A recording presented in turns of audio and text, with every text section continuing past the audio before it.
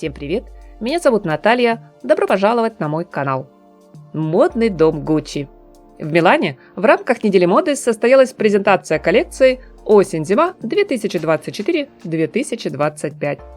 Публика ждала этот показ едва ли не с большим трепетом, чем первую работу от креативного директора бренда Sabato De Sarno. Ведь его прошлая дебютная линейка оставила довольно смешанные впечатления.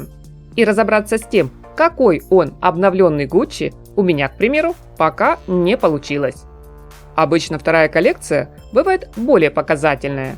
В дебюте все ошибки, неровности можно списать на то, что ведущий дизайнер еще не освоился на ответственном руководящем посту. На волнение либо страх не справиться с амбициозной задачей. На недостаток времени на подготовку, в конце концов. Во втором сезоне всех этих оправданий уже нет. Именно поэтому нынешнее модное шоу вызвало у собравшихся зрителей немалый интерес. Звездные гости, среди которых большинство VIP-персон были одеты в наряды из предыдущей коллекции, собрались в складском помещении на окраине Милана в предвкушении чего-то необычного, оригинального, возможно, даже эксцентричного, сильного, яркого, как это было в эпоху расцвета с приходом в бренд Александро Микеле.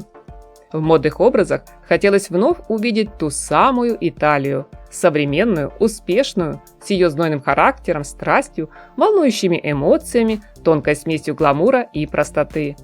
Но по итогу чуда не случилось. Многие признали эту линейку еще более сырой, чем дебютную. А критики сошлись во мнении, что Sabato De Sarno второй сезон подряд делает коллекцию сугубо коммерческой. То есть модельер не пытается создать что-то новое. Он работает исключительно с архивами дома моды, которые хорошо узнаются аудиторией и, главное, отлично продаются. Хотите очередной носибельный гардероб? Пожалуйста, получите. И здесь нельзя не признать тот факт, что на подиуме было представлено немало действительно хороших вещей. Среди таковых мне бы хотелось отметить пальто, длинное двубортное и модель кокон в духе 60-х. Объемный бомбер, изящно перехваченный в талии тонким ремешком. Стеганые куртки и теплые трикотажные двойки, кожаный плащ и жакет с накладными карманами. Сюда же добавлю очаровательные кружевные наряды в бельевом стиле. Список будет неполным, если не включить в него аксессуары. Из самых заметных – чокеры с уходящими за спину длинными лентами, интересные по форме и цветовому исполнению сумки, жокейские сапоги, голенище которых порой врастает, превращая обувь в ботфорды. И, конечно, знаменитые лоферы. Они теперь обзавелись высоченным каблуком и платформой в носочной части. Но всему этому будто не хватало в коллекции единой связующей нити.